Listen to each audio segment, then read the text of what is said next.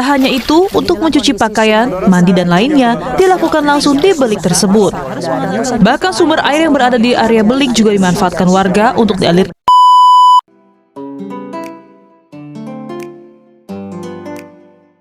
Pada suatu hari yang cerah, di tepian waduk sekolah, terlihat 4 orang yang saling berteman, yaitu Novi, Nina, Tias, dan Diana, sedang berjalan menuju tepian waduk.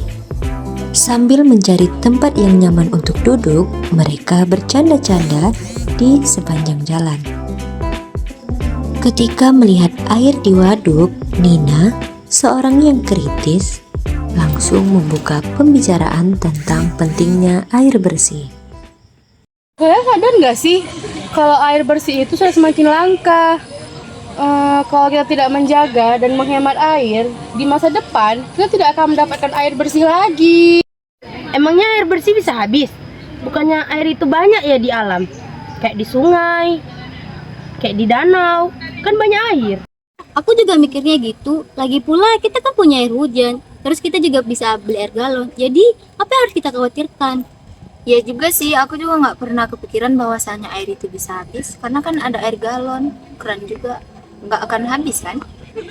Aduh, ternyata masih banyak orang yang belum sadar ya.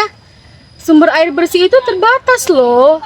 Kalau kita tidak menjaga kelestariannya untuk cadangan masa depan, kita tidak akan mendapatkan air bersih lagi. Contohnya seperti waduk ini.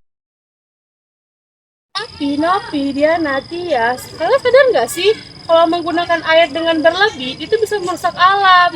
Misalnya, kalian terus-terusan mengambil air di waduk tanpa tahu cara mengolahnya dan kalian mencemari airnya, kita tidak akan bisa lagi mendapatkan air di masa depan. Ternyata waduk ini penting ya.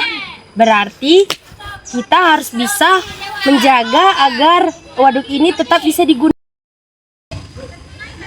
Tapi kan kita bisa ambil air dari tempat yang lain kan. Gak harus khawatir, kita masih punya air galon atau air keran. Iya, kan masih banyak cara lagi untuk mendapatkan air. Gak akan kehabisan juga. Keesokan harinya, mereka pun pergi ke sekolah. Terlihat di kursi tunggu, ada Novi, Tias, dan Diana sedang menunggu Nina.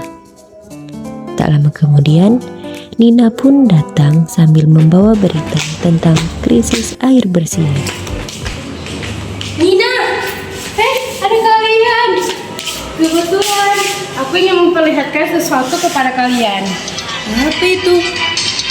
Krisis air bersih juga melanda wilayah Kabupaten Pemalang, Jawa Tengah. Untuk memenuhi kebutuhan air bersih, petugas kepolisian melakukan dropping air di malam hari. Nah, jika kita tidak menghemat air, jika tidak mengolah air dengan benar, kita akan mengalami kesulitan dalam mendapatkan air bersih seperti di video ini. Ternyata benar ya, bahwasanya air itu benar-benar bisa habis. Aku baru sadar sekarang. Jadi selama ini perbuatan kita salah dong. Udah terlalu sering menggunakan air secara berlebihan tanpa memikirkannya. Oh, sebenarnya kita harus mengirit dan menjaga kebersihan sumber air seperti waduk kemarin ya. Kita harus bisa menghemat dan mengelola air karena waduk itu adalah salah satu air yang bisa kita andalkan.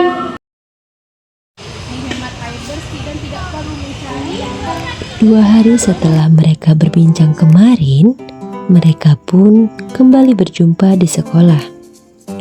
Mereka kembali berbincang-bincang mengenai hal-hal yang mereka ubah, yaitu hal-hal untuk menjaga air bersih. Lihatlah, sekarang kita sudah mulai mengurangi sampah plastik dan membawa air dengan botol minum. Ini adalah salah satu cara menghemat air dan mengurangi polusi.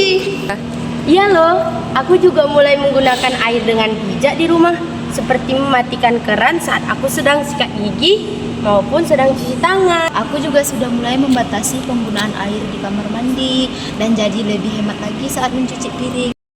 Aku juga mulai lebih sadar loh, kita menjaga air itu gampang, tapi penting sekali untuk keberlangsungan hidup kita dan Nah, kalau kita bisa merubah hal kecil seperti ini, berarti kita sudah mendukung dalam menjaga sumber daya alam seperti khususnya air, ya kan?